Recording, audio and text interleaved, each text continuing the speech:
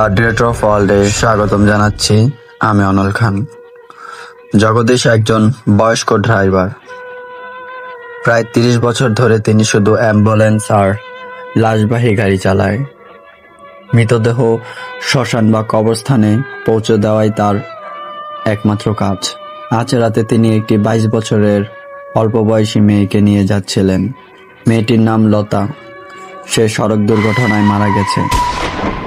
গভীর রাত, রাস্তাটা একদম নীরব আর আকাশটা একদম কালো মেঘে ঢাকা। জগদীশ একটু অস্বস্তি বোধ করছিলেন। হঠাৎ গাড়ির পেছনের অংশ থেকে একটি খসখসে শব্দ এলো, যেন কেউ কফিনের নখ দিয়ে আঁচড় কাটছে। তিনি আয়নায় দেখলেন কফিনের ওপর একটি নতুন লাল দাগ। তিনি ভয় পেলেন, কিন্তু ভাবলেন রাস্তার ঝাঁকুনিতে কিছু হয়েছে হয়তো। কিছুক্ষণ পর আবার সেই শব্দ। এবার হঠাৎ গাড়ির হেডলাইট দুটো নিভে গেল। খুটখুটে অন্ধকার। জগদীশ দেখলেন রাস্তার ধারে দুটো জ্বলন্ত চোখ তাকে দেখছে। ভয়ে তিনি জোরে ব্রেক চাপলেন।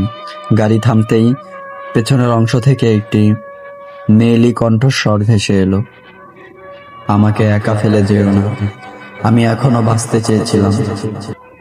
জগদীশ কাঁপতে কাঁপতে দরজা খুলে বাইরে এলেন। তিনি কফিনের দিকে তাকাতেই ঘটল সেই ভয়ঙ্কর ঘটনা। কফিনের ঢাকনাটি ধীরে ধীরে খুলে গেল। ভেতরে কোনো মৃতদেহ ছিল না, শুধু ঘন কালো ধোঁয়া কফিন থেকে বেরিয়ে এলো। লতার অস্পষ্ট চেহারা দেখা গেল, তার মুখটি যন্ত্রণায় বিকৃত। লতার সেই অবয়বটি জগদীশের দিকে এগিয়ে এলো।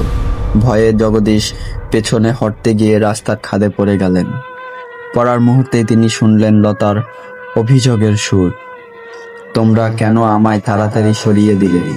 আমি তো কেবল তোমাদের কাছ থেকে একটু শান্তি চেয়েছিলাম।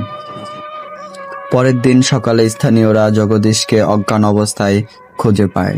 এরপর তিনি আর কখনো লাশবাহী গাড়ি চালায়নি।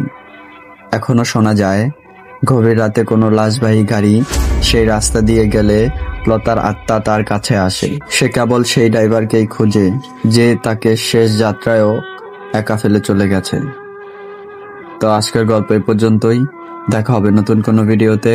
আশা করি সে পর্যন্ত সবাই অনেক ভালো থাকবেন। আল্লাহ হাফেজ।